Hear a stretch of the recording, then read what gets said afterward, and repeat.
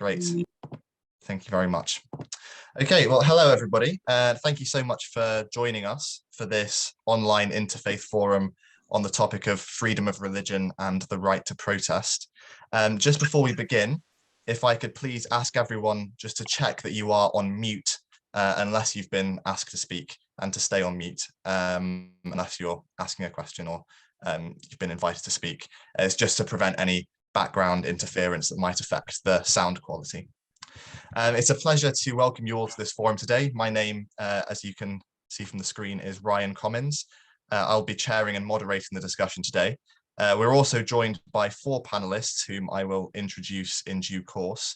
Our 5th panelist, Farah Morley, sends her apologies. She was very much hoping to be able to attend tonight's forum, but unfortunately was unable to do so due to unforeseen circumstances. But it's wonderful to have you all joining us in this meeting, which is also being recorded so that we can make it available to some people who are unable to attend it live.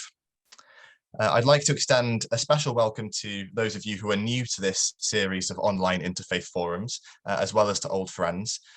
This project, Belief in Dialogue, began as a grassroots interfaith peace-building project in the city of Leicester exactly 5 years ago. So it was all the way back in July 2018, unbelievably half a decade ago already, which at that time was graciously hosted in and supported by the Leicester Community of Christ congregation in the city. During the pandemic, we were forced to move online, which has enabled us to broaden the reach of these events and to involve a much wider range of participants and panelists. It's good to be joined this evening by some familiar faces, people from the online Community Connections group, as well as interfaith dialogue partners from previous forums. But it's also wonderful to have so many new people joining us today for this timely and topical discussion. The aim of today's discussion, as always, is to work towards 3 outcomes. First, I leave with a better and deeper understanding of some of the faith communities, religious traditions, and non-religious worldviews that exist in our countries and worldwide. I also hope that it will be an opportunity to practice the difficult but increasingly important skill of disagreeing without being disagreeable. And finally, I hope that some of these conversations might continue even after the Zoom meeting ends, and people might be able to find new scope for coexistence, respect, and possibly even new friendships and cooperation across religious divides. So I'll just briefly explain the format of the discussion and then we'll get stuck right in. So in a moment, each of our panelists will give their response to a specific prompt question, which this evening is, should there be any limits on the right to protest? After the first panelist has spoken, I might ask them a follow-up question to draw out or build on something they've said, and then we'll move on to our next panelist. While the panelists are speaking, I'd like to invite all of you, so that's audience members as well as fellow panelists, to type any questions or comments that you might have into the chat box. If you prefer for your question to be anonymous, not visible to everyone, you can choose to address it privately to me, Ryan Commins. Otherwise, simply type your thoughts and questions into the box and everyone will be able to see them. Once every panelist has had a chance to give their opening remarks, I'll pick up some of those questions and comments and I'll give the panelists a chance to respond to them. If I could please ask everyone to keep both questions and answers as short and concise as possible, that will help to make sure that everybody has a chance to speak. And then finally, at the end of our discussion this evening, each panelist will have a brief opportunity to give some closing thoughts and reflections. Of course, we don't have nearly enough time to cover every aspect of this topic, so please do keep your questions, comments and answers to the point. And without any further ado, we'll begin with Rabbi Jacques Kukikorn from the Temple Israel of Greater Kansas City in the USA. So Rabbi Jacques is the author of Guides to Judaism, now available in English, Spanish and Portuguese, including Accessible Judaism, A Concise Guide to Judaism, and most recently, They Were Just People, Stories of Rescue in Poland During the Holocaust, which he co-authored with Bill Tamaeus. He's also a past vice president of the Society for Classical Reform Judaism. So Rabbi Jacques, thank you so much for joining us. Should there be any limits on the right to protest? Thank you, Ryan. I'm thrilled to be here, not only representing Judaism, but representing the other side of the world, because for good evening to you, for us it's good afternoon. So I wrote a small statement.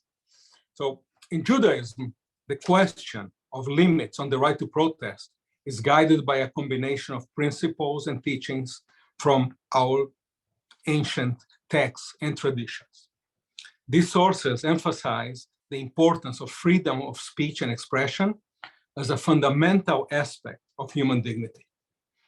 The Talmudic tradition recognizes the value of open dialogue and the exchange of ideas. It states that it's a mitzvah, a commandment, to speak that which will be heard, emphasizing the significance of expressing one's thoughts and opinions. But I will emphasize what will be heard, because it's not going to be heard, it's pointless. Furthermore, Judaism places a strong emphasis on pursuing justice and rectifying injustice. Jewish teachings encourage individuals to seek justice, correct oppression, and advocate for positive change.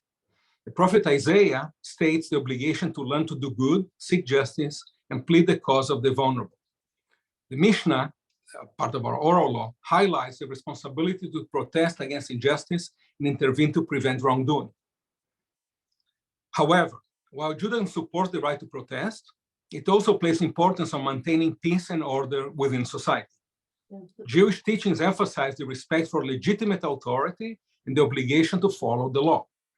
The Talmud asserts that the law of the land is the law and encourages individuals to respect and obey the authority of the government, which means that you shouldn't put Jewish law above the law of the places where you live in. The Ethics of the Fathers, which is an ethical text within oral law within the Talmud, advises individuals not to curse rulers among their people and instead to pray for the welfare of the government and its leaders. For instance, in England, in the traditional prayer book of Jewish communities in England, there is a special prayer. There was for the Queen. Now I'm sure that when they make new ones, it will be for the King, for King Charles. This recognition of the importance of peace and order is not meant to stifle dissent, but rather to encourage engaging with authorities and institutions in a respectful manner. Judaism encourages dialogue, negotiation, and legal avenues for expressing grievances. By balancing the pursuit of justice with respect for authority, Judaism seeks to promote a society that's both just and harmonious. Ultimately, the question of limits on the right to protest in Judaism involves weighing different values and considerations. While the right to protest is upheld, it should be exercised responsibly and within the bounds of the law. Acts of violence or destruction are generally seen as contrary to Jewish values, as they undermine the pursuit of justice and create chaos. Judaism teaches that the benefits of protest should be weighed against potential negative consequences and infringements on the rights of others in order to strive for a just and peaceful society. That's it. Thank you very much. Just to remind people quickly, if you have any questions for our panelists or any thoughts on what they've said, you can just pop those into the chat, as this will provide a basis for our discussion later. And this also applies to other panelists as well. If you'd like to respond to something that another panelist has said or seek clarification about something, feel free to put your comment or question in the chat, and I'll make sure that that gets picked up. Next, we have Jeremy Roddell. So the dialogue officer for Humanists UK. Jeremy has a particular interest in the changes taking place in the British religion and belief landscape and the role of open and constructive interactions between people with humanist and religious worldviews. For many years, he's been a humanist school speaker for both Humanists UK and the Faith and Belief Forum, and he's the humanist representative on his local Standing Advisory Council on Religious Education. So Jeremy, thank you so much for joining us. We very much appreciate having you here on the panel. Should there be any limits on the right to protest? Thank you, Ryan, and hi everybody. I've also written something down, so let me read it to you. should there be any limits to rights of protest? Well, a few years ago, there was a meeting called the World Humanist Congress, which took place in Oxford. And one product of that was a thing called the Oxford Declaration on Freedom of Thought and Expression. And as you probably know, within humanism, freedom of religion or belief is a very fundamental idea. It's basically a liberal tradition. And so this was about expressing that liberal tradition. But the final point of the Oxford Declaration was this: freedom of belief is absolute, but the freedom to act on a belief is not. Freedom to act must sometimes be restricted, but if and only if our actions would undermine the rights and freedoms of others. And I think that's the point we're really talking about. So here's an example.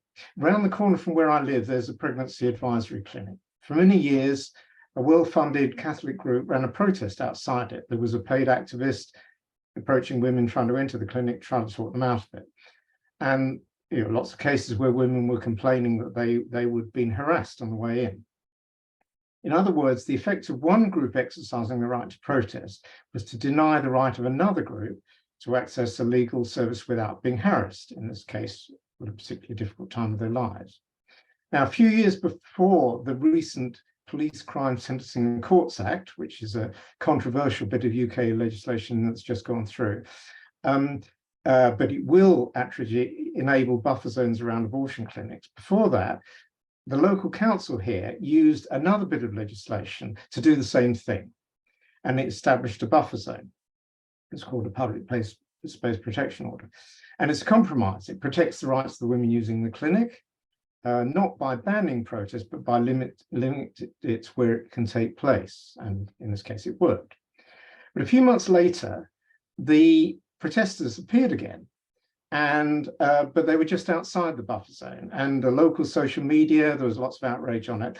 And although I personally was involved in campaigning for the buffer zone, I actually defended the protesters because they had every right to hand out leaflets and make their point where they were doing it, just as everyone else had a chance to argue with them. That's free speech, and it wasn't infringing anyone's rights and freedoms.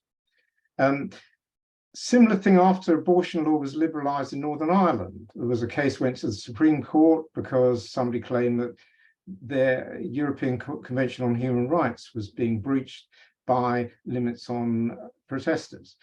And the Supreme Court rejected that argument on the basis that the law should not be used, quote, to deprive women of the protection of rights which has been legislatively enacted.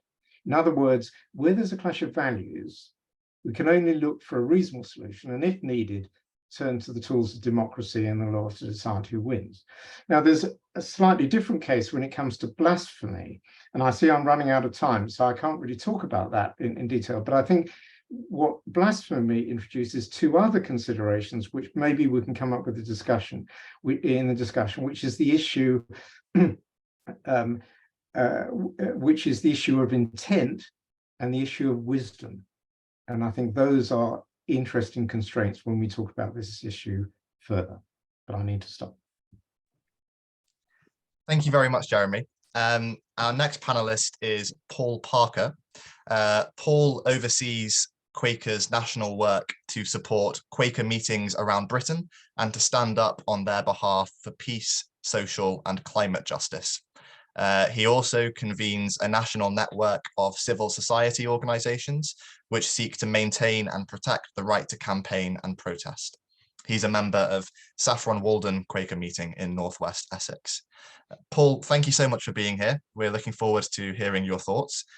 Should there be any limits on the right to protest? Thanks, Ryan. I'm going to say yes to that and then come to them. I want also to acknowledge that Farah's absence means we appear to be a male-only panel this evening, and I hope we can create space for a wider range of voices later in our discussion. I think that's rather unfortunate, particularly for a subject like this. I wanted to say as well first a word about Quakers. We're a radical religious group with our roots in Christianity, born out of the religious and political turbulence of 17th century England. From the start, Quakers marked themselves out by our peace testimony, a refusal to fight with what at the time they called outward weapons. In fact, Margaret Fell, one of the early Quakers, went to the King, Charles II, just after the restoration of the English monarchy, to give him assurances of Quakers' commitment to peace. But that doesn't mean that 17th century Quakers were passive participants in the society of the day. In fact, they were a highly disruptive element in society at that time. They refused to conform to social norms, to take the oath of allegiance, or indeed any oath, or to defer to their social superiors, believing everyone to be equal in the eyes of God. And that came from their faith and a deep understanding of Scripture.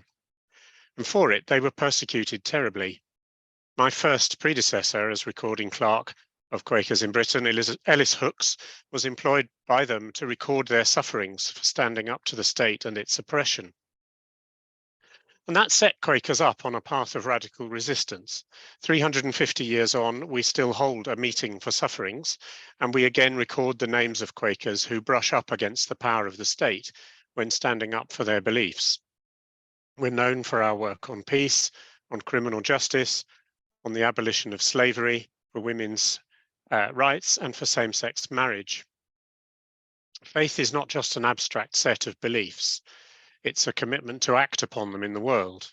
If we see injustice, we should stand up for the oppressed and seek change. If we see violence or the threat of it, we should stand up for peace. So in answer to the question, should there be limits on the right to protest? I would answer yes, but not many. Two, in fact. The first I would apply would be non-violence. We should not set out to harm others in service of our own beliefs. That's not just about physical violence, to my mind, but also about psychological and emotional violence. There is no place for the language of hate or bigotry in legitimate protest. The second condition would be that protests should be rooted in faith, or perhaps conscience, if you want to take a secular term. We can't just pluck things out of the air and protest about them. There needs to be at the root a commitment to changing things for the better. Perhaps that's tied up with the concept of the common good, a peaceful world, a sustainable world, a more equal world, a just world. These things are better for everyone. Quakers have a little book called Advices and Queries, which we use to guide us through life.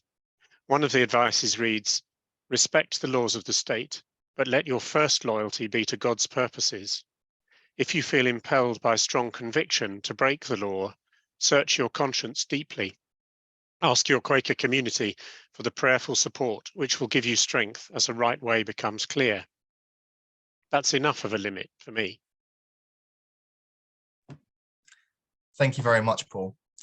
Our final panelist is Gurinder Singh Mann. Gurinder has been a Sikh historian for 25 years, in which he has authored 4 books on Sikh history, as well as being a curator of the world's first 3D Sikh museum, which is www.anglo-sikhmuseum.com. He's appeared regularly in the media across the world, and he also currently works as the Community Engagement Officer for the Leicester Museum and Art Gallery. Gurinder, thank you very much for being here. Should there be any limits on the right to protest? Thank you very much for having me, and good evening to everybody in England, and good afternoon to people around the world.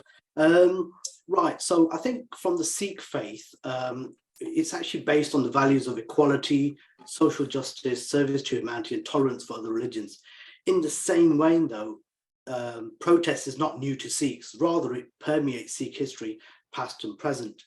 Since the inception of the faith by Guru Nanak in the 15th century, whilst the faith appeared to be passive, it was still professed any contempt for tyranny, oppression, and standing up to the state as well. This was seen when Guru Nanak in his verses criticizes Emperor Babur for his invasion and carnage in India. And in the same way, the 9th Guru, Tegh Bahadur, in 1675, when petitioned by Kashmiri Pundits on their plight and persecution, were given the beacon of hope by the Guru. He pleaded the case with Emperor Aurangzeb, but in return was executed. The protest for members of other faiths on behalf of other faiths is rarely seen, and in turn led to the creation of the Khalsa, an emboldened Sikh who carries the traits of Saint Soldier, or Sant Sipahi as we call it. Throughout the 18th century and beyond, Sikhs have fought as military units, but in the 19th century under British control, They protested for freedom and led agitations as well. This resulted in the massacre at Jallianwala Bagh in 1919, with some commentators saying that the event led to the grip of British control being loosened, eventually leading to independence in India. Interestingly, between 2020 and 2021, Indian farmers have made their way to India, or had made their way to India's capital to protest against new agricultural measures that favour large corporations and disadvantage everyday farmers. Primarily led by Sikh farmers, but with farmers of other faith, this was touted as one of the largest protests in modern times, essentially with up to 250 million people striking for this cause and showing solidarity, with roadblocks and eventually leading to some violence and clashes, but mainly the protest was peaceful. This was known as the Kishan movement, leading to the repeal of the farm bills in India. While Sikhs provided everyone protesting with their langar or free community kitchens, you can't protest on an empty stomach. Again, showing the principles of compassion and self-service to everyone around them, but also anyone whose inconvenience was placated with a meal as well. So the question of limits is indeed answered by the protest in question. The Sikh faith has protested both militarily and peacefully and continues to do so. I think the limits are probably best answered on whether the situation is life or death, can only determine that particular answer. Guru Gobind Singh, the 10th Guru of the Sikhs, in his letter to Emperor Aurangzeb in 1705 states, when all modes of redressing the wrong have failed, raising of the sword is pious and just. However, in the democracy we live in now, there still has to be recognition to law and order, otherwise chaos will prevail. I think sometimes in the UK, we don't protest enough with cost of living, price of petrol prices, and general costs in the UK. We don't seem to protest on the level of other countries. If anything, protest tends to be reactionary sometimes. However, at the heart of the Sikh faith is the right to protest, and this continues to prevail to the current day. Thank you very much. Thank you, Gurinder, and thank you indeed to all of our panelists. A couple of comments have been left in the chat already. I also have a few of my own questions that I may ask to a couple of panelists in a moment to draw out our discussion a little bit further. Just before I do that, I'd like to just draw everyone's attention to an evaluation feedback survey, which I've just posted a link to in the chat. I just would ask if you wouldn't mind taking a few moments to fill that in at some point today. It's helpful for us to get feedback on our events, and any feedback that you can offer would be very greatly appreciated. So one of the comments that that was left earlier mentioned the recent change in the law regarding protest in the UK. I think that's quite a hot topic at the moment. And I might ask Jeremy actually to start our discussion off about this. So I noticed the most recent volume of the journal New Humanist strongly criticised the new Public Order Act, which the government has brought in, recognising, of course, that humanists, like all religious and non-religious groups, are diverse in their political views. I was just wondering if you could speak, offer your personal perspective on this. And in particular, one of the justifications that the government offered for the new Public Order Act is that extremely disruptive protests run the risk of diverting police forces from their more important duties, tackling crime in local communities. And I was wondering if you think that that is a justified concern with disruptive protests.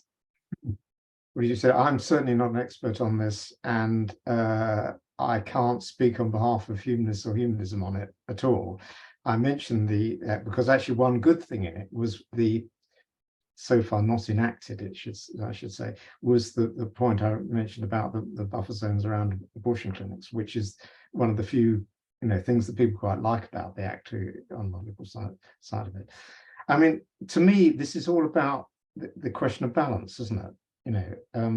And if you're talking about, I don't know, the particular things that people had in mind, which was, say, Just Stop Oil protesters gluing themselves to the road or stopping the traffic on the M25, for instance, and the amount of resource that takes up, and the amount of it, then that should to what extent should that sort of activity be illegal or not? And again, it comes just down to the point I started with, which was about the balance of rights and freedoms. And so I must admit, from my point of view, if I were in a car with my sick child trying to get to hospital and I couldn't get there because somebody glued themselves on the road in front of me, I would consider my rights to being infringed by them. So I think these things, there's no very simple solutions to these things. You just have to think through each case, and the government's chosen to draw a line in a certain way. I think what's going to be interesting with this isn't so much the legislation, is how it's going to be actually interpreted by the courts and implemented in practice. And I don't think we've seen that yet. So I think it's too early to say. But my tendency to think is that the government at the moment tends to be rather draconian in its reactions to inconvenience. So, I'm suspicious, but the jury's out. Thank you very much, Paul. So Quakers were part of an award-winning coalition of campaigners against the Police Crime Sentencing and Courts Act last year, and were involved in opposing the Public Order Act, which has just become law. And those two bits of legislation are part of a very clear pattern of increasing restrictions on ordinary citizens and civil society's ability to protest and challenge government. They're extremely worrying. And they form a pattern with some other bits of legislation as well. The Transparency of Lobbying Act a few years ago. There is a BDS bill on in the legislative programme at the moment. There were provisions in the retained EU law bill which were very worrying, and government has been opposing all sorts of anti-campaigning restrictions on charities and other organisations which it funds, which limits their ability to speak out on behalf of the people they represent. So I think it's an extremely alarming piece of legislation and criminalises protest and opposition generally to what government is doing to an extent that we've not seen in this country for many years, probably centuries. And that's part of a pattern around the world of increasing repression in even in robust, long-standing democracies. So we should be very worried about it, regardless of what we think about the individual protest tactics that some protesters use. The effect of the Public Order Act is to criminalise people of goodwill who are acting on their consciences to try to improve the world. And I think it's important to understand that it's not going to stop people protesting. What it is going to do is to give a lot of good people criminal records. So, I know some of the people involved in Just Stop Oil protests, for example, personally.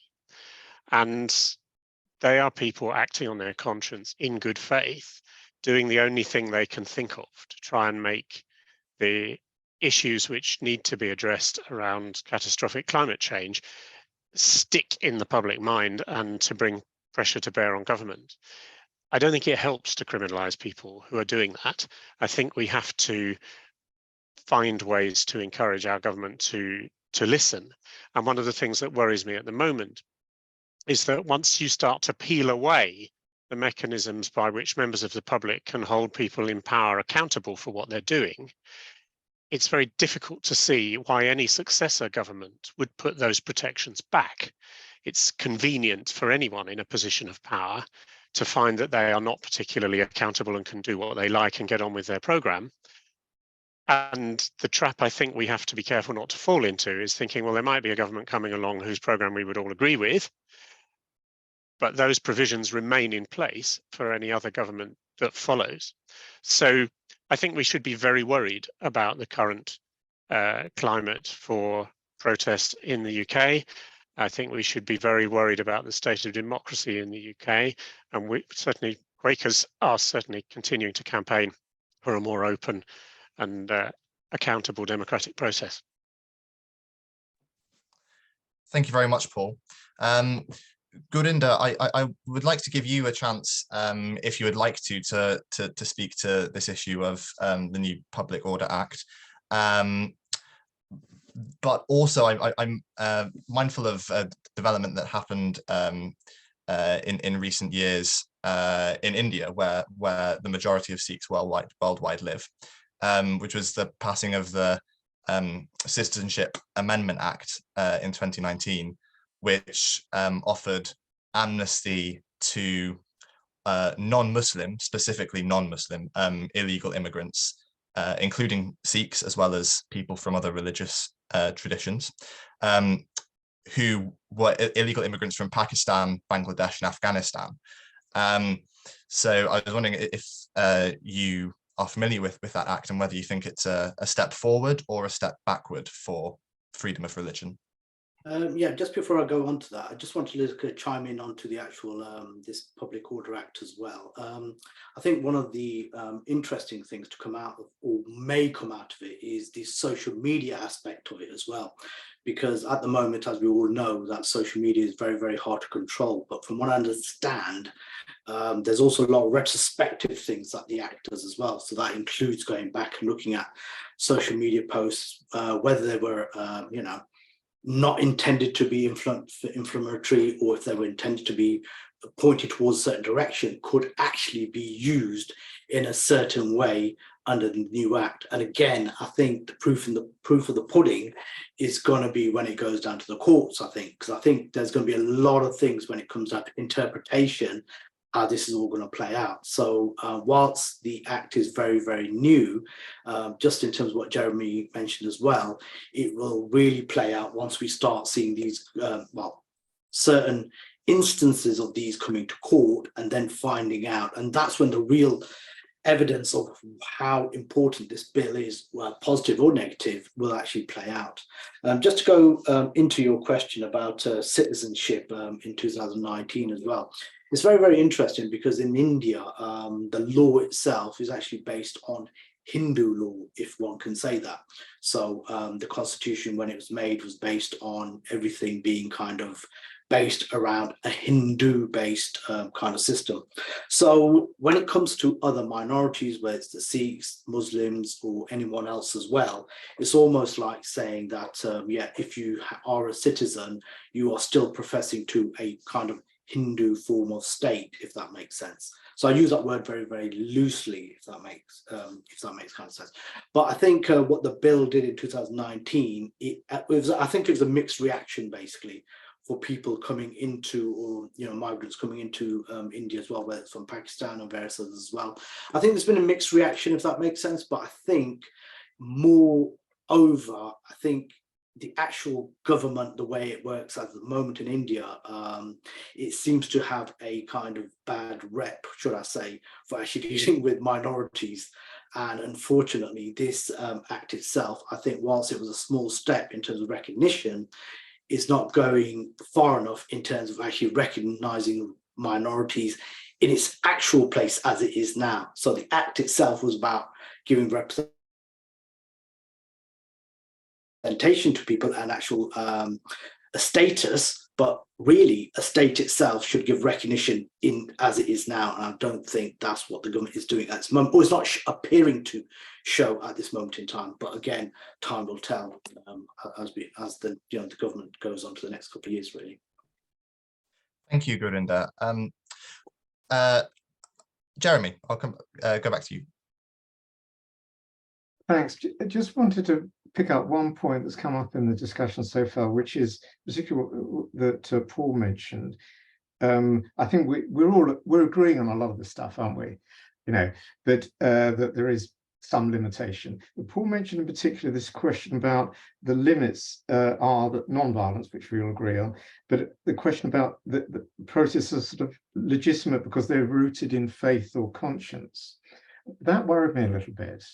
The approach I took was about rights and freedoms, And to me, are we privileging faith and conscience? And does somebody who says,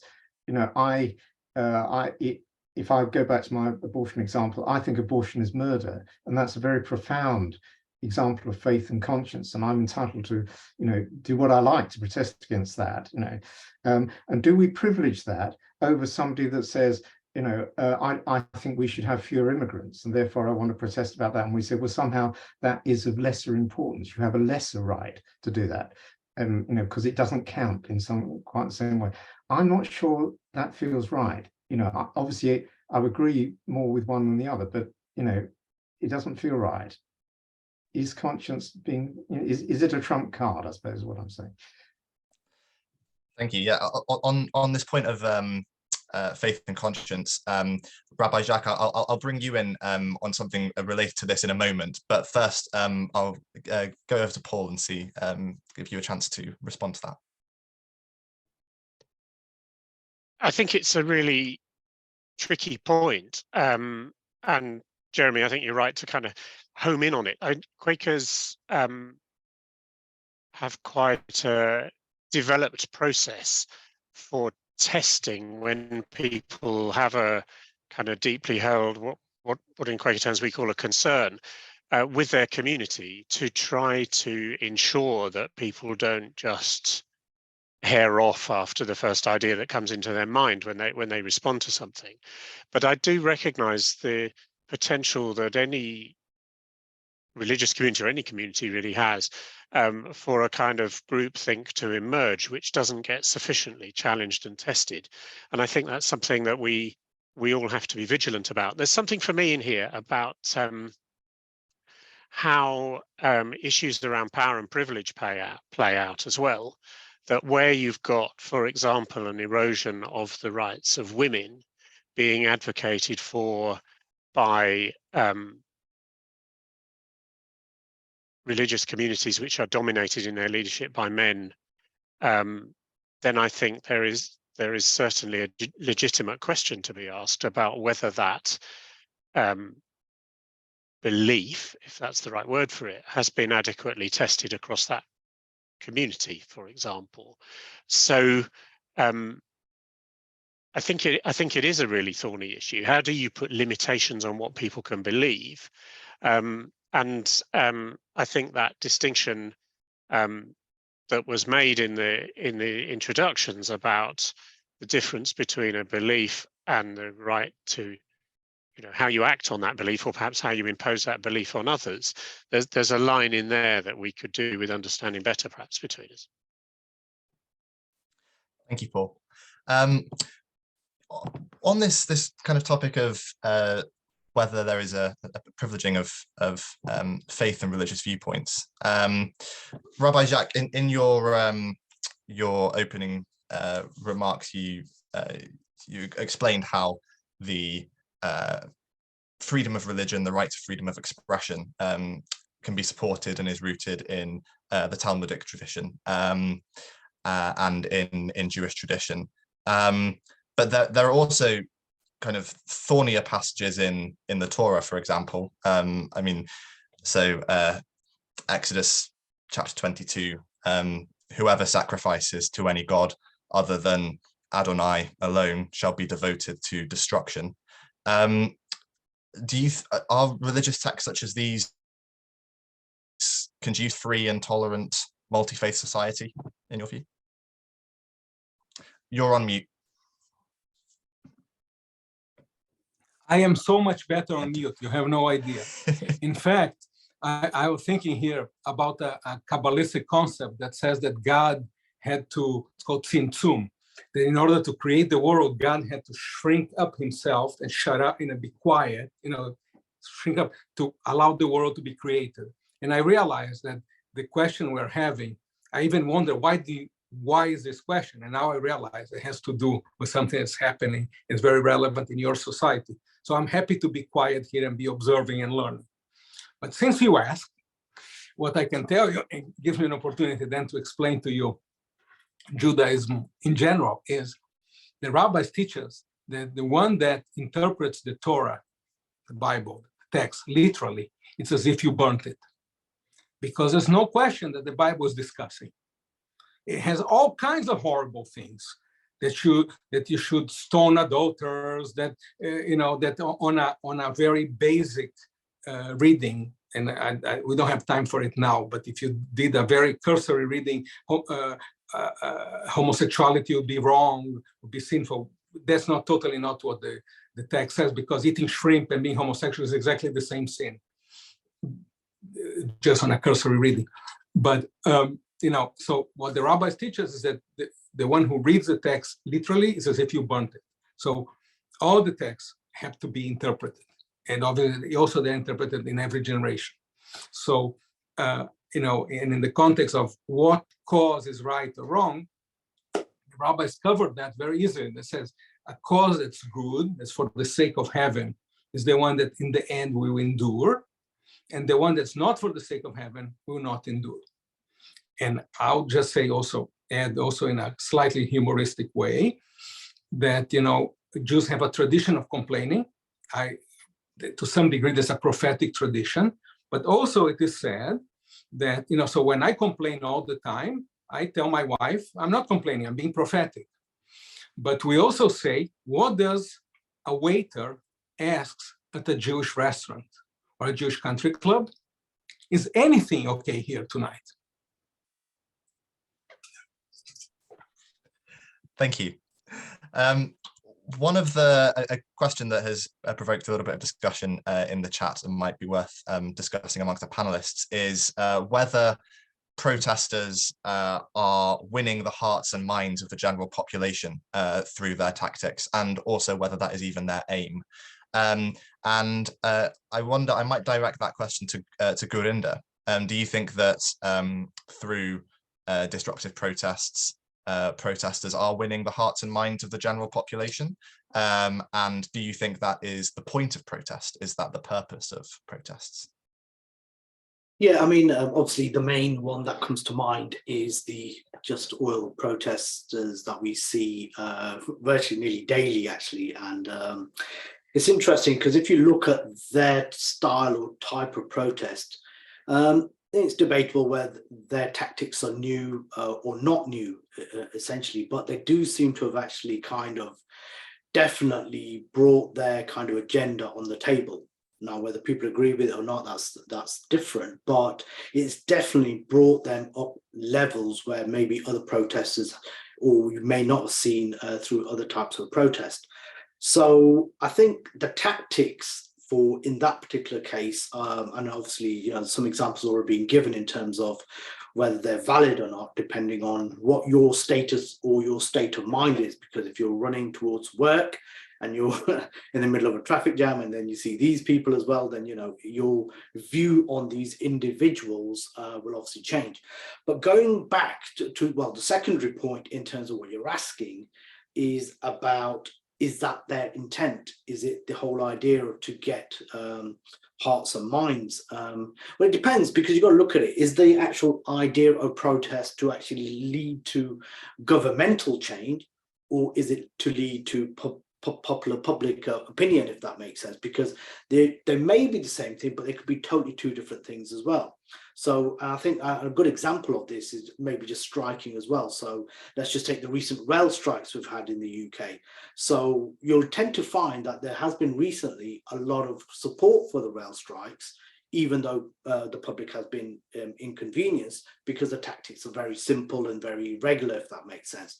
But if we can kind of compare and contrast that to the Just Oil protest, for instance, I think there's a big, remarkable change in terms of what they're doing, because it is actually making everyone think and talk about it. But I think their tactics is totally different. Like, again, like I said, whether they're valid or not, that's entirely up to the people who interpret it. But I think it is definitely a new way of doing things. And I'm just kind of a little bit concerned whether more protests will be probably going down that route in the future, rather than actually maybe some of the traditional routes, essentially. Thank you. Paul, I will give you a chance to respond to that. May have a follow-up question for you as well. Yeah, I mean, I think this is a really interesting question about what is it that protesters are seeking to achieve. And ultimately, they are looking for a route to bring about change. And in different circumstances, that route might be influencing decision makers in government, or it might be influencing public opinion. Sometimes it's about creating sufficient pressure outside that a different group of people can go up to government and say, we've got a bunch of things that might help make those people go away. And so, you know, and I've had experience of that kind of process as well, you know, where noisy, disruptive protests are creating a climate where a government is under pressure to do something about it. And there are times, I think, when government just seeks to repress the protest, but there are other times when government says, we know they've got a point, we wish they'd shut up, what do we do about it? And they go out to the people who have the answers to that. And that seems to me one of the things that at present is not happening enough. You'll find lots of people who agree with the cause that climate protesters are campaigning for, even if they don't agree with the tactics they're using. And so, you know, as we're seeing, I think there is a kind of pressure on government currently to respond to what's happening around climate change. I think the other thing I wanted to say is that it can be remarkably difficult to judge whether the public's hearts and minds are moving or not until a long time afterwards. I'm sure if you look at sort of you know, historic protest movements, suffragettes, and Emily Wilding Davison throwing herself under the King's horse was probably seen as a kind of disruptive nuisance that spoilt people's fun at the races at the time. And now we look back on people like that as heroes of the women's rights movement and the women's suffrage movement. So the public's hearts and minds can move quite slowly, or they can pivot quite quickly when a situation changes. You look at the difference in how people responded to questions around immigration. After there was reporting a few years ago of a young child washing up on a Greek island beach, for example, and how that shifted the narrative to such an extent that government had to respond differently. So public opinion changes not always as a direct result of what's going on, but as a result of kind of constant shifts in the climate. And I think protesters are part of that. And if you remove that kind of radical protest from the mix, then what's likely to happen is that things change more slowly. Thank you, Paul. On this question of kind of radical protests, we had a point made earlier in the chat that sometimes if protests are too peaceful, the media don't seem to cover them. The attention is given to protests which are either violent or extremely disruptive. And Rabbi Jacques, I wanted to give you a chance to respond to that observation. Do you feel like that's true, that the media generally don't cover protests which are too peaceful? Absolutely. Absolutely. I mean, from my own experience, you know, I live in Kansas City. Why don't people don't know Kansas City? Because nothing happens here. You know, if something blew up, then you'd see it, or, you know, or you know, like when I lived in Jerusalem, for instance, every day was nice and peaceful. Jerusalem was not in the news. The day there are 3 Orthodox upset about something burning a tire, there are more CNN people filming them than the people burning the tire, and to show the world how Jerusalem was such a horrible sight, and how these Orthodox people were upset about whatever they were upset about. So yeah, the job of the media is to keep people's, you know, attention. You know, look over here now. Look over here.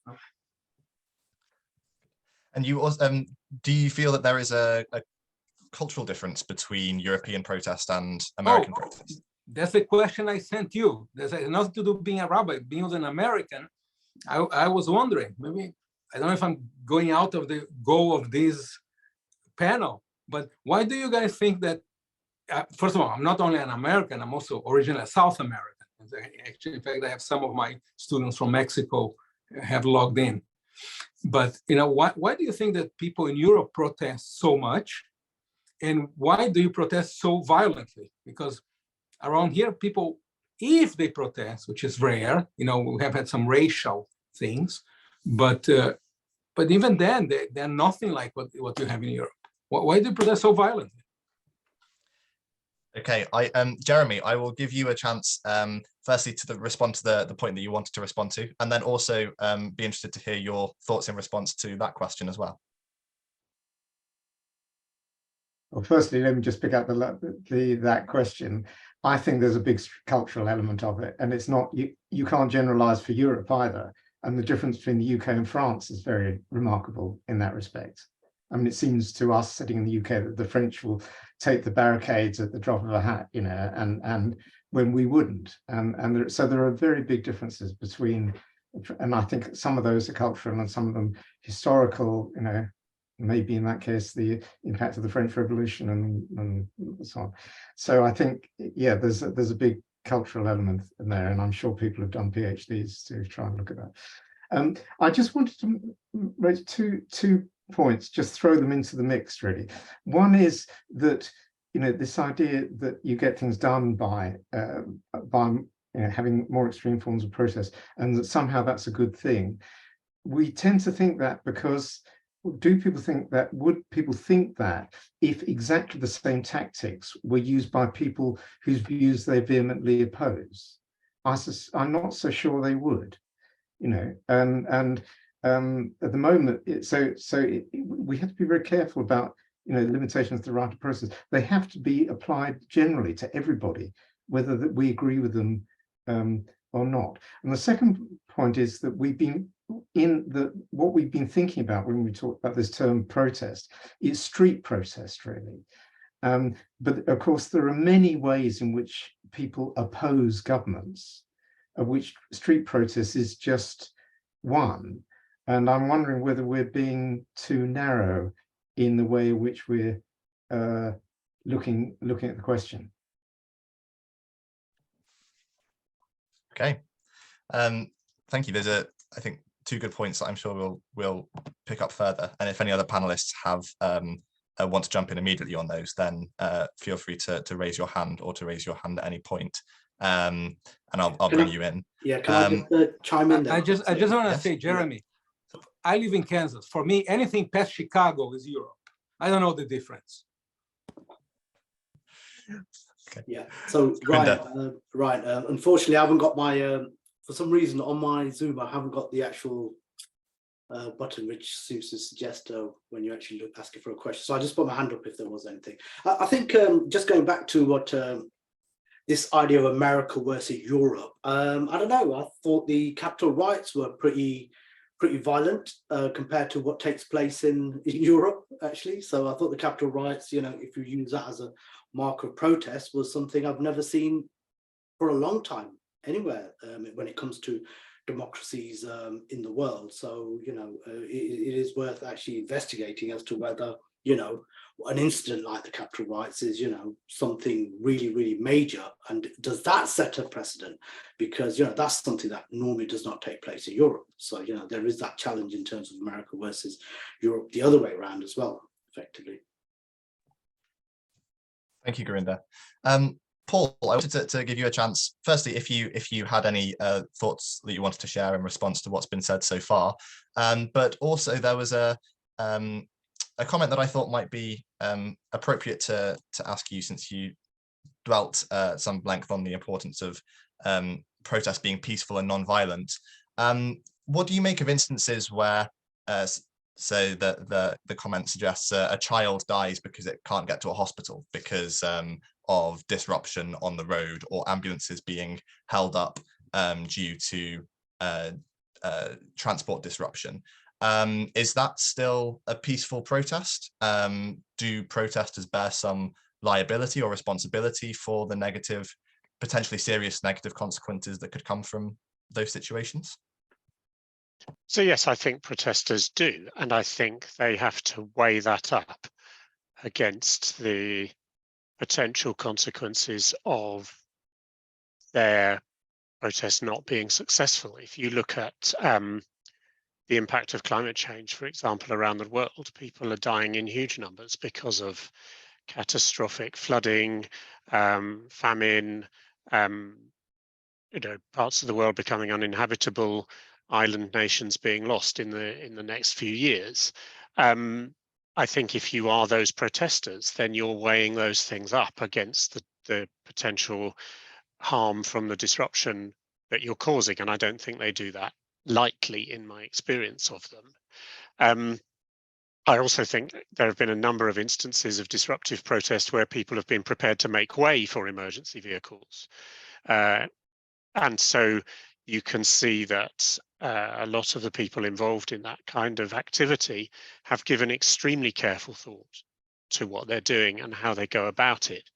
So I think it's often used as almost a hypothetical argument against those kinds of protests, when really what's happening in the vast majority of cases is that some people are having their lives mildly inconvenienced in the interests of keeping a story in the public eye. I think it's extremely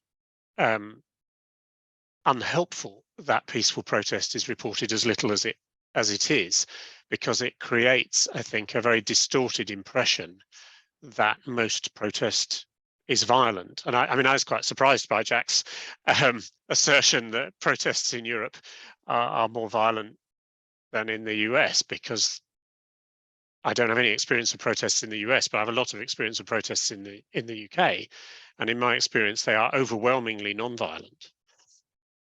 But you wouldn't be left with that impression from the way things are reported. And I dare say we're left in the UK with the impression that protests in France are overwhelmingly violent, and I suspect they are overwhelmingly non-violent. But you know, we don't have stoppages here. We don't have streets stopped. We just don't have it. I mean, we have people standing in the corner with little cards. Sometimes they're horrible. I have had the Westboro Church, the one who says, gays, God hates America, gays cause AIDS is God, all kinds of stupid things about gays, standing in front of my synagogue. And then I called Pizza Hut and had some pizzas delivered to them. But, that kind of thing. But that's what they do. And they sit there and they're quiet. They don't even shout or anything. That's the maximum they do. They don't stop the entrance of the synagogue. I don't think they're even allowed to. It's different. I don't know. It's less. They stand there making their point, but not in no way they impact me. Is that? I don't know. Is that a healthy or unhealthy situation in your eyes, Jack? I mean, there's one of the things that worries me about the situation in the UK at the moment is that the Public Order Act we were talking about earlier, the Police Crime Sentencing and Courts Act last year, there's a risk that those things have a kind of chilling effect, even on non-violent, legitimate protest. And is that something which is happening in the US, that the nature of policing is perhaps inhibiting people from protesting in ways that would be helpful and beneficial to society? Paul, I have to reflect, and you need to know what you don't know about me. What wasn't said is I wasn't born here. You can see by my English. I was born in Brazil during the dictatorship, where when you express an opinion, you could disappear, So I remember even as a kid knowing that in London, there was a speaker's corner where you can go up there, stand on a box and say wherever you wanted, whatever you want about the king, the queen. And then when I went to London first time, the first thing I wanted to do is to go to that corner.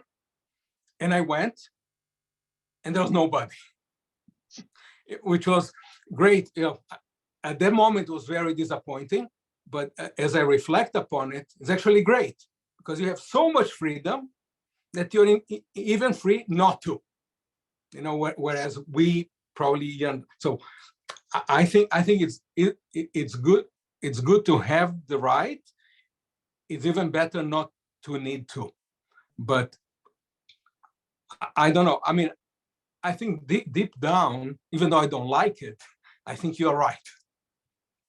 Which is, if you don't keep it in people's minds somehow, then yes, people get busy with what Britney Spears is doing and what the Kardashians are doing or something else. I think there's something important in what you're saying, Jacques, as well, about different, within a society, different groups' access to their right to protest is very different.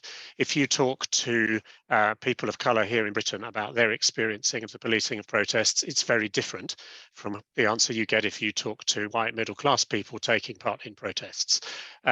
They are more likely to be stopped, they are more likely to be harassed by the police, they're more likely to end up in court, they're more likely to be convicted, they're more likely to be sentenced harshly. It's more likely to disrupt their future career, it's more likely to disrupt their access to housing, it's more likely, therefore, to deter them from exercising their right to protest. So as soon as you start to have a situation where those kinds of inequalities persist in a society, you chill everything for the people in the least favoured groups. And we see that here. I know you see it in the US because I hear about it from colleagues, Quaker colleagues in the US. You certainly see it in France that we were talking about earlier as well. And it's one of the reasons that the situation in France has been so explosive in some of the suburbs of Paris, where you have very marginalized, very disadvantaged ethnic minority communities in French terms. So, we have to be mindful of all of those things, I think, when we're talking about protests and the right to protest. That how do you ensure that that right itself isn't a privilege that only some people can access, and therefore only certain voices come through and the protest is perhaps ineffective? So it's really challenging, I think. Indeed. Thank you. I'm just going to bring in Gurinder on this topic. Yeah, I think Paul makes a valid point when it comes to maybe some sections of communities in terms of how protest is actually kind of viewed, or even actually kind of what kind of punishment is made to protesters. And I'm going to cite the example of the Sikhs who have been protesting against the Indian government for maybe 25 years onwards in relation to, well, there's a certain section of Sikhs who want their own homeland. It's called the Khalistani movement. And then each year, Sikhs go to protest at the Indian embassy in London every year. What tends to happen is that, just from anecdotal information, the protesters do feel that they're actually treated differently compared with other protesters. So therefore, placards are removed, or there's more cordoning off in terms of actually their particular kind of protest, or they're limited in terms of what they're doing compared with any other protest. Now, this could be, might just be a thought, might be anecdotal. But what's interesting is that because they're protesting against the Indian government, the backlash which actually happens is not necessarily from the UK government itself, but it's from the Indian government. And interestingly, what you tend to find sometimes is that there is censorship on social media as well. So specific accounts which talk about maybe Sikh freedoms and Sikh movements which are actually looking for maybe Sikh independence are kind of actually curtailed. And this is all based on people protesting. So it's interesting to see how one group like has been talked about can actually, quite rightly, individuals can be harmed in the way they protest. And whether it limits people from protesting, I'm not so sure, because the protesting for Sikhs against the Indian government in relation to the independence movement as such has never curtailed. It continues to happen each year, and it continues to happen through various other movements as well. So I think it is an interesting topic just to bear in mind when it comes to kind of how protests are actually viewed, maybe from an ethnic point of view as well. Thank you. Jeremy, I wanted to come back to the question of more radical protests being needed in order to affect change. We had a couple of comments on this a little while ago. So one comment, some consider it to be a turning point in the campaign for votes for women, when a suffragette threw herself in front of the king's horse, that was a defining point which helped to advance the debate and the discussion. And on a similar note, we have a question: to what extent can more radical protests help to make room for less radical protests, therefore leading to progress, sometimes known as shifting the Overton window? Or to what extent might that result in backlash? So I wanted to give you a chance to respond to those comments and questions if you'd like to. Well, I think I wasn't around when the incident on Epsom Racecourse happened, so I don't remember. And obviously this was a big thing for a lot of the suffragettes, of course, and people supporting them were humanists in many cases. So this was a big thing that obviously about rights for women. And it comes back, I think this is about defending rights and freedoms, and this was about a right, a basic right being denied. You know, obviously it's tragic that somebody needed to commit suicide to do it, and you know, you can't say that that is in any sense is a good thing. And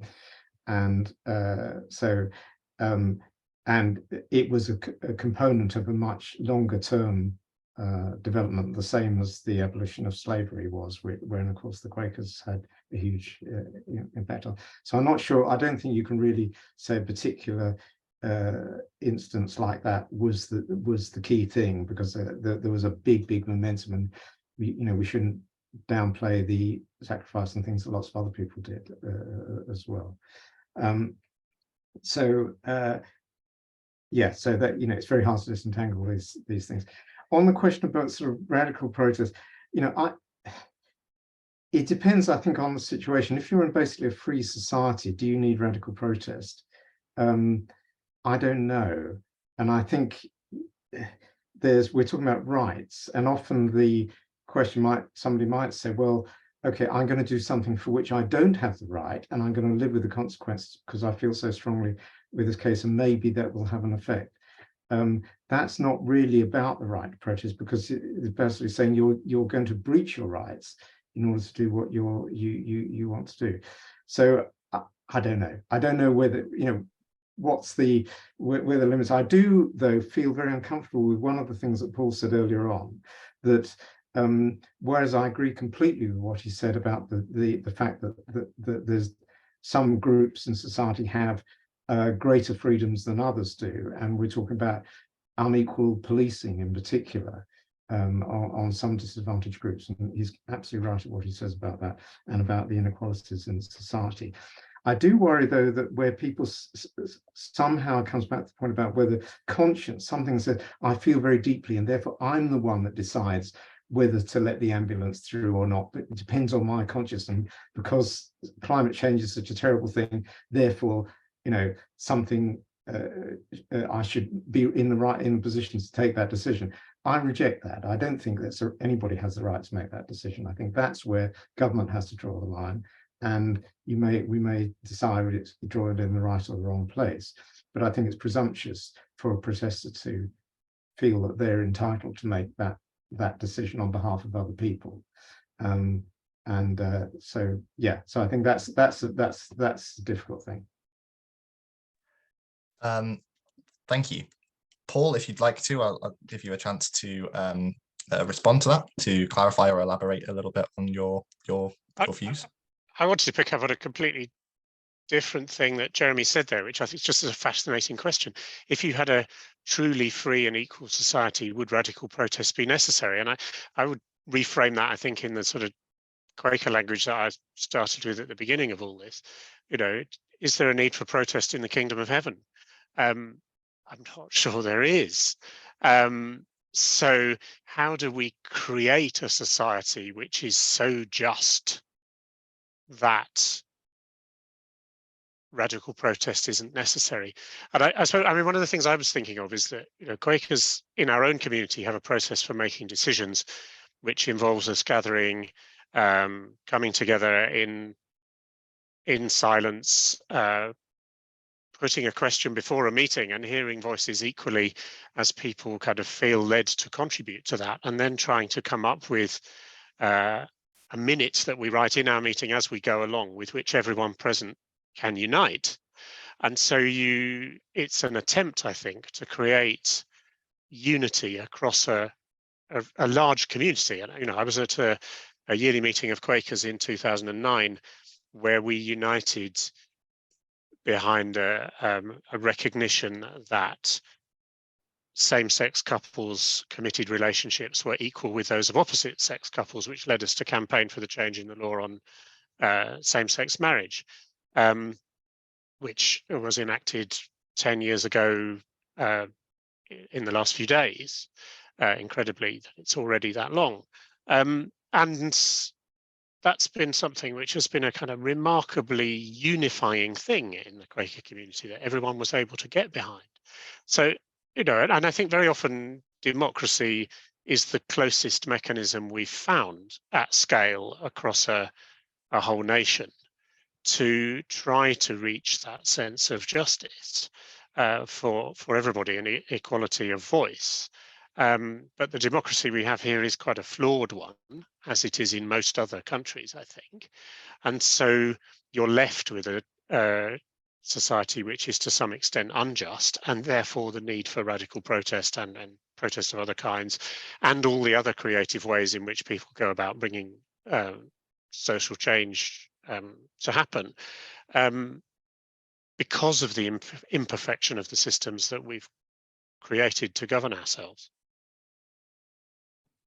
Thank you, Paul. Time is marching on. We still have time for a couple more questions. One that I might direct towards Gurinder is something we've touched on already to some extent, but a comment is the problem with disruptive protest is that it tends to polarize opinions, and this is already a problem for society as a whole. There's already an increasing tendency to not even attempt to see the other person's point of view.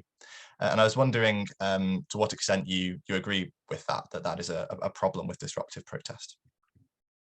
Yeah, I think you know, with these sound bites that we actually get from from the media and social media, sometimes there's kind of polarized views as well. And I think I've mentioned social media quite a lot throughout the discussion today, and I think that just to tackle this idea first is that we do tend to find that a lot of individuals now do not get their news from the main news service now. They do actually get it from social media. So that's one thing to bear in mind as well, in terms of where people's views are actually being kind of changed, manipulated, or, you know, bended, if I could use those particular terms as well. And I think in terms of divergence as well, in terms of, you know, people actually moving towards different viewpoints is quite obvious. I don't want to say it started off with Brexit. I don't want to say actually, you know, with the election of Donald Trump, but you tend to see now that there is a lot of kind of you know, divergent views taking place now, whether it comes to something even very, very little or very, very basic as well now. I'm just wondering whether the whole narrative and whole shift in protests has changed, where, you know, stifling people's voice of opinion or freedom of expression is now getting to the point where it's almost becoming, you know, to a point where families are fighting each other. And this took place during the Brexit referendum, where, you know, families were actually divided on this as well, essentially.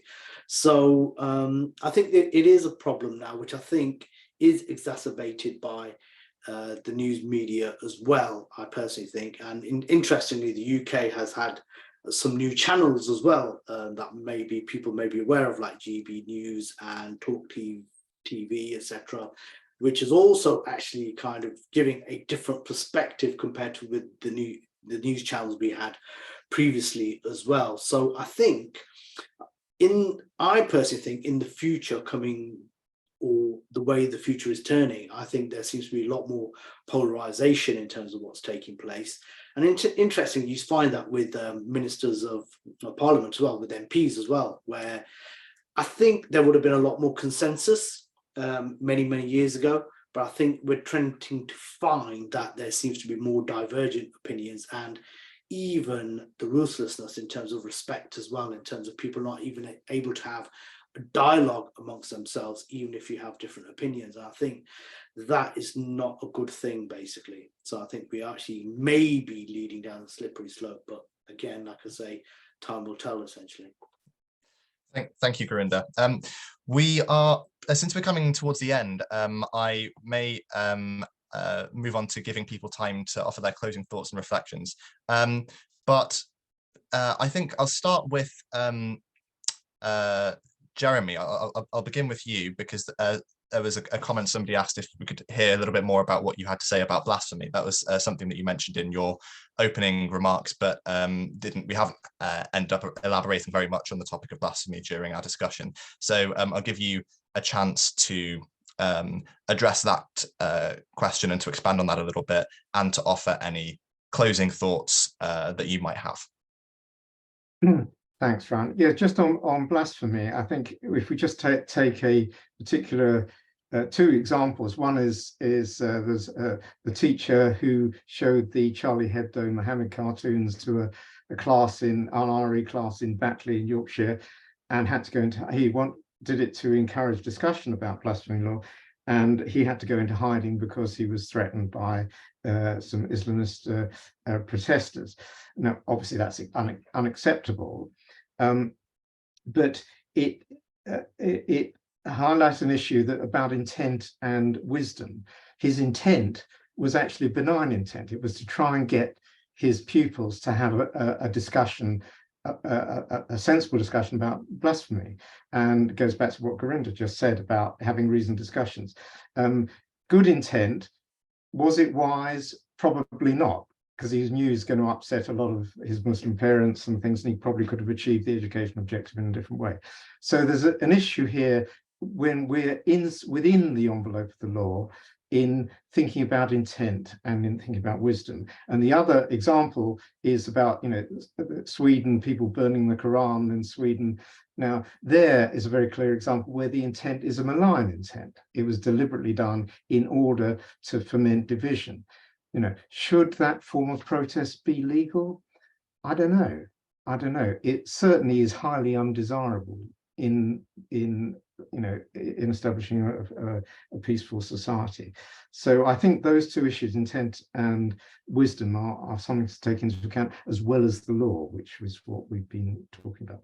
I mean, in summary, I think basically there's a huge amount of overlap between what we've all been saying, really. And not surprisingly, we all think, process is important, but there should be some constraints to it. The only differences in view, I think, are where you draw that line. And I don't think we will ever come to a point where everybody agrees on where you should draw that line, other than, with non-violence and things, which I think we're on solid ground on. But so what's good about this is there's quite a lot of consensus, and I think that's what kind of we'd expect, because we're all liberal thinkers, aren't we? Thank you, Jeremy. Before I give the rest of you a chance to give your closing statements, just to run through a couple of comments which we haven't had a chance to fully discuss. There was a reference to Citizens UK as a peaceful way to protest. It combines citizens of all faith and non-faith traditions in schools to raise points to politicians that disturb them as a group.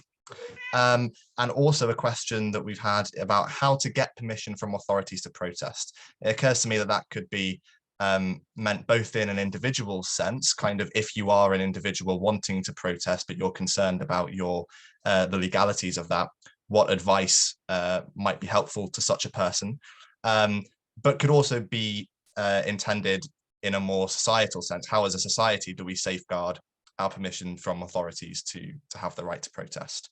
So if the remaining three panelists have any thoughts on those questions that they would like to include in their closing statements, then please do feel free. And you're right, my cat is protesting. I apologize for that. I think we'll go next to Gurinder, if you have any closing thoughts that you would like to share. Yeah, I think it's been a very great discussion today, and it's really interesting to hear from panelists from different faiths and different viewpoints as well, essentially. And I think I've learned a few things as well, so which is always great. I always see that as a barometer of a good discussion, essentially. But I think just going back to my initial statement as well, in terms of how the Sikh faith actually does protest, it just seems to be inherent. It's just very similar to what the individuals talk about the Quakers as well. It's just like, just seems to be inherent within the psyche of the Sikhs to actually protest. It's always been the case, whether it's through spiritual means, through our scriptures, or whether it's even through violence as well in previous days, so to speak. But I think this idea of limits is indeed something which, again, is very, very challenging. And I think, personally, I think it's almost on like a case-to-case basis, where sometimes you can probably determine what the limit could be. And even when the limits are being pushed, how does one group then say, are we actually going too far as well? I think it's sometimes also a personal decision, but also a group decision to say, are we going too far as well? And I think sometimes we need some internal checks and balances, maybe, when it comes to protests as well. Or do you just join the mob? Essentially, if the mob is going that way, are you actually joining it, or do you actually have a sense of measurement to actually say, hold on, stop, I think we're going a bit too far here? And I think that's something which, again, it's just up to individuals, I think. So you do have that mob mentality, possibly. I use the word mob possibly in the wrong context, but that mentality where things are going to an extreme, but do we actually as individuals have the power to actually bring that discussion back to more something which resonates with the general public as well? So I think from that point of view, I think that's where the limits possibly will be. Thank you. Thank you. Paul. I wanted to pick up on the point that came up a little while ago about polarization, and what I think is a kind of growing tendency to have a sort of, if you're not with us, you're against us mentality to things. And I think we've seen in the UK and in the US a kind of gluing together of issues that aren't strictly speaking related to each other. But if you agree with a particular group on this one, you're expected to agree on all the others. So if you look at the Leave-Remain divide, you look at views on migration, you look at views on climate change, you look at views on sexuality, there's a kind of tendency for those things to get rolled together and the polarization to be right across issues. And I think we have to be extremely vigilant about that, both personally and collectively. I think in some ways, I think that's the equivalent of the joining the mob that Gurinder just talked about. You kind of see a crowd going in one direction and assume you agree with them about everything. So you mentioned in your introduction, Ryan, something about disagreeing well. And it seems to me that protecting the right to protest and encouraging people to make good use of it is a part of that. It's about having a healthy society in which dissent is not only tolerated but encouraged, because it contributes to a broadening of perspectives and a wider set of views being heard and taken into account in decision making. And I think I would take that back to a long-held Quaker view that there is that of God in each person that we have to seek out and respond to, and the more broadly we can hear different views in ways which are non-violent, respectful and appropriate, then the more likely we are to make good decisions as a society.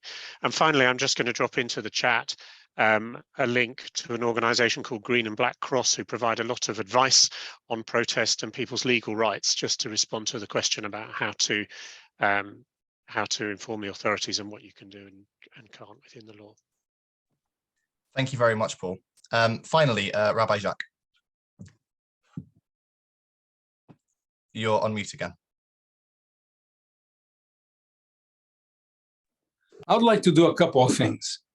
You know, I was messaging in private to Paul, and and telling, if I had to choose of the panel, the panelists that I disagree with the most, and I don't really, I mean, small points would be Paul. And yet, I also consider him to be the most inspiring one. And I think this, which again, doesn't mean I agree with him with everything he said, but I find him to be very inspiring. And this talks about disagreeing without being disagreeable, and even seeing his point and finding him very inspiring. And I think that's really the beauty of this kind of meetings. I'm very grateful, especially to my friend Andrew Bolton, that doesn't forget his friend, the rabbi here in the Prairie, that we can still come together. Again, I think also I come to this, specifically this meeting, with a tremendous disadvantage, because when you gave me the topic, I said, clearly there is a something beneath this that I don't know about. Now I figure out what it is. But, you know, I think it's still, I think about a line from our liturgy that says, "Hine ma tovu manayim shevet achim gam yachad." How good and how pleasant it is for brethren to sit together. And it's wonderful to see people of other faiths that at the end of the day, given our nuances, you know, one who, like Gurinder, who said that within Hinduism it would be ultimately okay to take a sword to make justice prevail, to the opposite opinion like presented by Paul. And I don't want to be misrepresenting anybody, just giving a general idea, right? But that still we can sit together and you know, and be in agreement. And I think at the end of this, feel closer one to each other. So, and then just to wrap up. So again, Judaism supports the right to protest, and as long as it's done within the bounds of the law and respect for peace, order, and well-being of society, which I think we did on spades here. So thank you. Thank you very much. This has been a really wonderful discussion of a big and a topical and difficult topic. And I just want to thank everybody who's participated in this, especially our 4 panelists, but also everybody who's asked questions or simply turned up and joined the meeting. If I could just remind everybody, if I could please ask you to fill in our evaluation feedback survey. It gives us a lot of insight into what people are interested in and how we can improve the format for future discussions. There's also an option, if you'd like to be kept in the loop for future events like this, you can leave your email address on the evaluation form, or if you prefer, you can just leave your email address in the chat if you're comfortable with that, and we'll make sure that you get added to the mailing list. Also, if you'd like to be kept up with details of future events, please feel free to like and follow our Facebook page. I've just dropped a link to that into the chat. And our next forum will take place next year on the 21st of January, 2024. And it will be on the topic of creation, science, and faith. And we sincerely hope to see many of you again then. That brings us to the end of the official program for this evening. If you do need to rush off, then thank you again for coming. Please feel free to leave the meeting and enjoy the rest of your evening. Alternatively, if anyone would like to stay in the meeting for a little bit longer for some informal conversation, then you're more than welcome to. I know there were a couple of comments and questions that didn't quite get the time to fully discuss. So I'm going to hang around in the meeting for a little while. Perhaps some of our panelists might want to as well, depending on their schedule and their commitments. So thank you again to everyone for coming, and I hope that we'll see some of you at our next Interfaith Forum. Have a wonderful week.